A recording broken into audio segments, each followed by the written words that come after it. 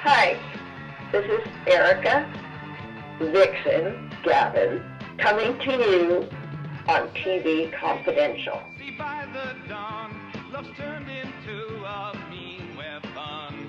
Ed Robertson, along with our guest Mark Shaw. Mark Shaw, investigative reporter, former criminal defense attorney, and one-time legal analyst for CNN, ESPN, and USA Today. Mark's latest book, Abuse of Power, not only connects the assassination of Robert F. Kennedy with the assassination of John F. Kennedy and the mysterious death of Dorothy Kilgallen to a notorious mob boss named Carlos Marcello, but makes the case that Marcello used Sirhan Sirhan as a patsy in the assassination of RFK and therefore argues that Sirhan Sirhan deserves a new trial. Abuse of Power by Mark Shaw, available wherever books are sold through Post Hill Press as well as Amazon.com. For more on Mark Shaw, markshawbooks.com. As we went to break, Mark was about to tell us about a vital new piece of information that he found in December 2024 that linked the deaths of RFK, JFK, and Dorothy Kilgallen to Carlos Marcello, and how Marcello's hatred for both RFK and JFK stemmed from the time when then Attorney General Robert F. Kennedy had Marcello deported to Guatemala in April 1961, and how Marcello vowed revenge on the Kennedy brothers when he managed to return to the U.S. later that year. As we pick up the conversation. So Marcello says to himself, look, I want to kill that SOB, Bobby, but if I do, Jack Kennedy's going to come after me with everything the government has. So what did he do? His empire at that time, he was more than a millionaire, probably almost a billionaire at that time. I think in the book you have $60 million was his net worth. Yeah, and you're going to see he had even more in 68. Mm-hmm. But yeah, and so he's not about to let Bobby Kennedy come after him, and he knows that Bobby knows he was the one who set up JFK for the kill, and so he's sure that that's going to happen. He can't let that happen, so he kills JFK to make Bobby Kennedy powerless. It's just common sense. I don't speculate. It's just common sense that Marcello is saying to himself, I've got to get rid of JFK because Bobby Kennedy is powerless, and that's exactly what happens. JFK is death, Bobby Kennedy disappears from view, and he never goes after Carlos Marcello then. So it's Dorothy as the linchpin here with her death in the middle of JFK and RFK that got me to thinking about RFK. Now I'm at that point, and I think you would have done the same thing. Okay, how can I bring Marcello into the fold here in terms of him wanting to go forward and do something with Robert Kennedy? So here's how it works. What I found out was that you've got Robert Kennedy, who just won the California primary. In 1968. And he's winning other primaries, and it looks like he's going to get the delegates to run for president and probably become president of the United States. Well, if you're Carlos Marcello, you can't let that happen. I look at these FBI records at the time.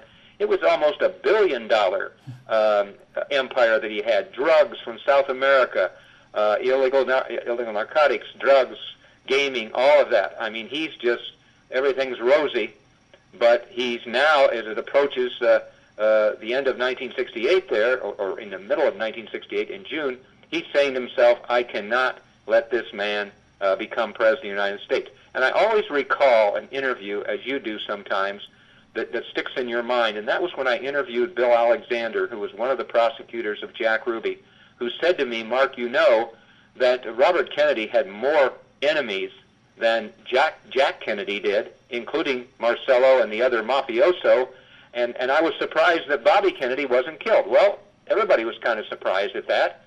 But anyway, he lived, and so now he's ready to go. He's going to have a speech in Los Angeles in, I think it's March or June, maybe June of 1968. Mm-hmm. So Marcello's got to get himself in shape to be able to do something with that. And I don't know if you have a question about any of that to this point, but then I can tell you how I was able to go ahead through my research and connect Marcello with Sirhan Sirhan through one of Marcello's thugs in L.A., and then set up Robert Kennedy for the assassination. And I think what you're about to say has to do with an interview you found about a year ago with a man named John Scheer, correct? Exactly. And I'm amazed sometimes, and I hope it'll happen with your program when we give them the way to get a hold of me, because an awful lot of my tips for my books. All of them come from listeners or viewers of my presentations and interviews.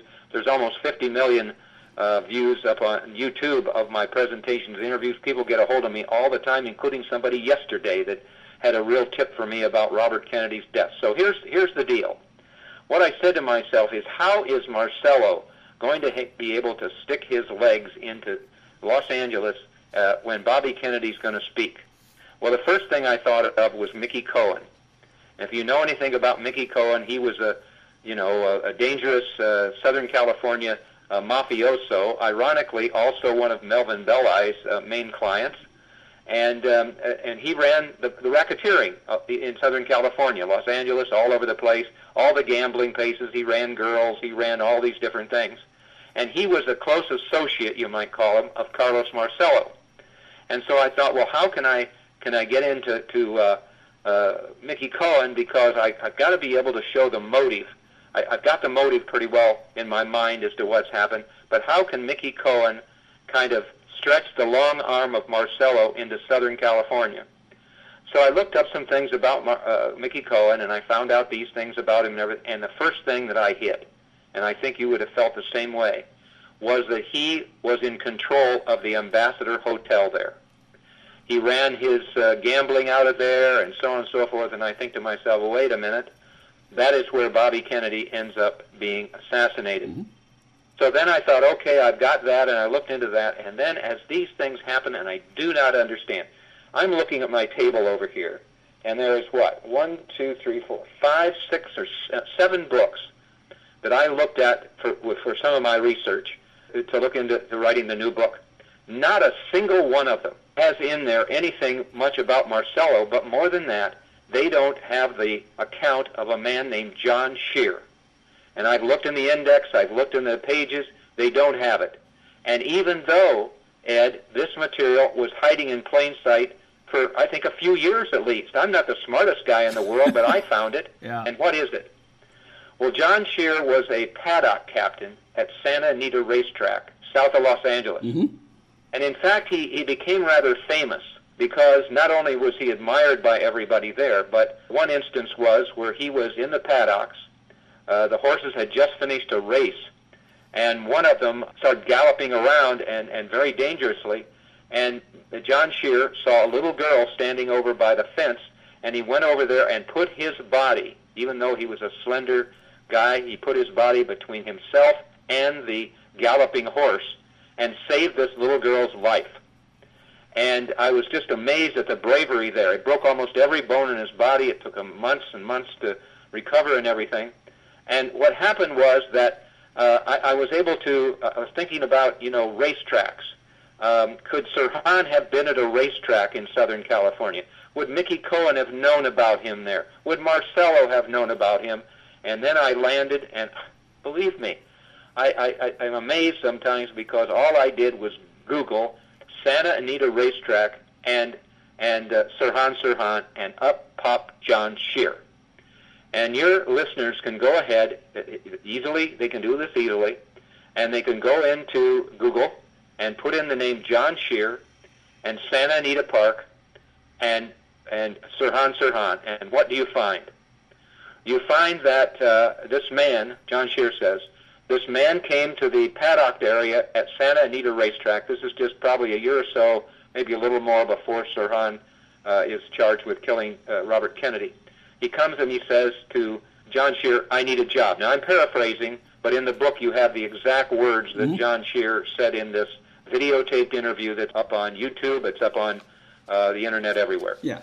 So Sirhan walks in, and we're just going to paraphrase a little bit, but the Scheer's account is, here was this little guy who was soft-spoken. Here was this guy who said to me, I need a job. And John Scheer said, well, frankly, the only thing I've got right now is called a hot walker. And that's somebody that just, a menial job that takes a hold of the reins of the horse and walks that horse around the corral or whatever that way. So that's exactly what John Scheer said, and Sirhan said, I'll take it. He said, wait a minute, it's only $200, okay, a month. Which in 1968 amounts to about $1 an hour. I'm sure it does. Yeah. And even though a dollar went a lot further in 1968 than it does today, $1 an hour was pretty much minimum wage.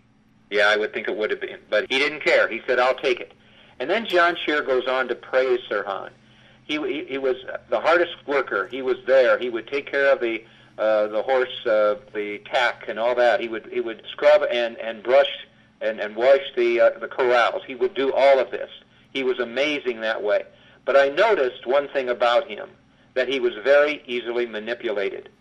If somebody wanted to, to trick him or to somehow or another get him to do something, they could easily persuade him. Not with violence or anything, but just he was kind of a meek person. Yeah. So what happened then is the only thing that was unusual there that I saw was that John Scheer said that when one day they were back in the paddock area, and Los Angeles Times edition was right on one of the tables, and Sirhan looked at that, and as John Scheer describes it better than I ever could, he said he looked at that and he said, that man, meaning RFK, is killing my people. Okay, now he was Palestinian born. He's killing my people. He's doing all this. He should be dead. He should be all these other things. Somebody should take care of him and everything. In fact, the way John Scheer said it, Ed, was in a minute he went from a mouse to a lion, and they calmed him down finally. But he was just shocked at what Sirhan had done there. Now you're going to see how that folds into what happens a bit later. So finally Sirhan leaves Santa Anita Racetrack, which is not too far from Hollywood Park, and we move up. As I found along my journey here, I found out that just probably days or just maybe a week before Robert Kennedy was killed at the Ambassador Hotel in Los Angeles, John Scheer and his wife went to Hollywood Park. And as people will read, they looked out there and they saw Sirhan walking up some steps. He had a brand new suit on, even though he was unemployed. And there were two good-sized men, one on each side of him, kind of guiding him along. And that bothered John Scheer because he recognized those two men, and he said in his statement, those two men had been thrown out of the racetrack at Santa Anita, which makes you wonder, about whether they were underworld people and all that, and I think they were. They were directing Sirhan. So what happens now? Sirhan is at Hollywood Park, and John Scheer sees on the television a photograph of the mugshot of Sirhan. And he looks at it, and there's I don't know what they call it, chyron or whatever. Do you know this man? So John Scheer believes he should act, so he and his wife call Hollywood Park, and they talk to the authorities there, the security people, and he tells them, I know who that is, and here's exactly what I know about him, and so on and so forth. And whoever is on the telephone with him says somebody will be in touch with you, and he believes, of course, that's going to be either the LAPD or the FBI. So what happens, Ed? Nobody calls him at all. No. And the kicker there is that they kept waiting and waiting. They're getting more nervous and everything because they believe the mafia was involved here some way or another. And then they're sure of it because what he says in his statement, for the next year, when they pick up their telephone, there's a click. Yeah. They believe the phones are tapped, and it scares the hell out of them.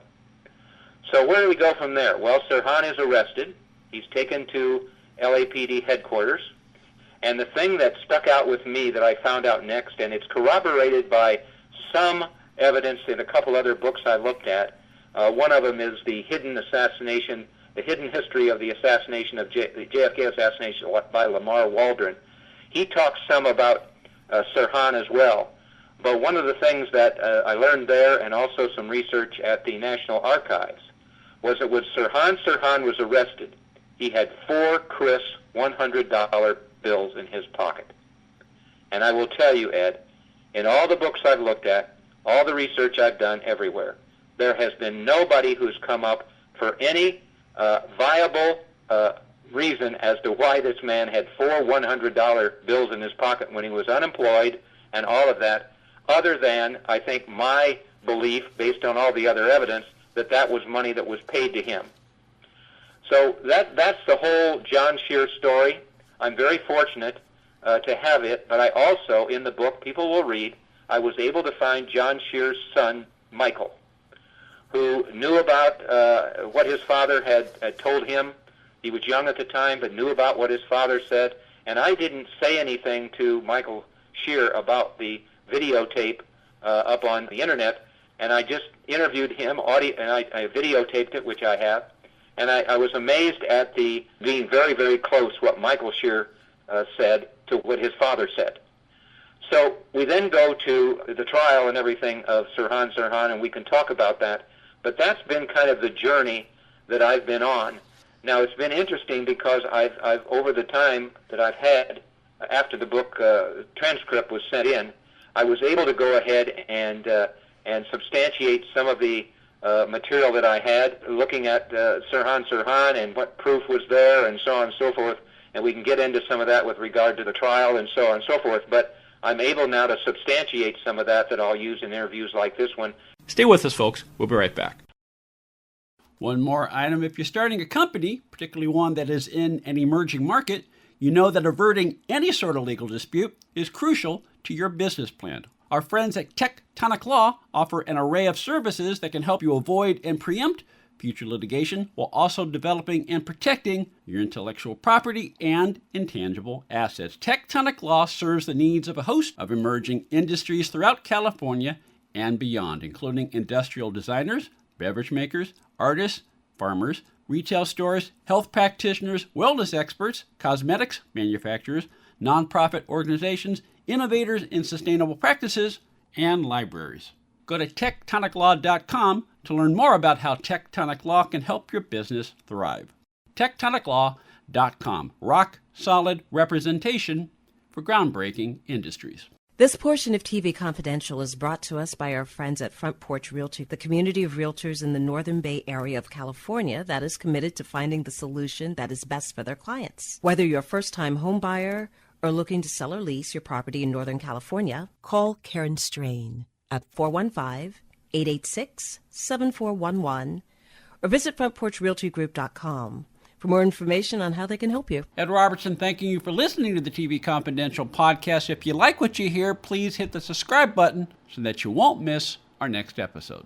Hi, guys and girls. This is Kathleen Bradley, and you are listening to TV Confidential. And now, from New York, let's meet our What's My Line panel. First, the popular columnist whose voice of Broadway appears in papers coast to coast, Miss Dorothy Kilgallen. Thank you.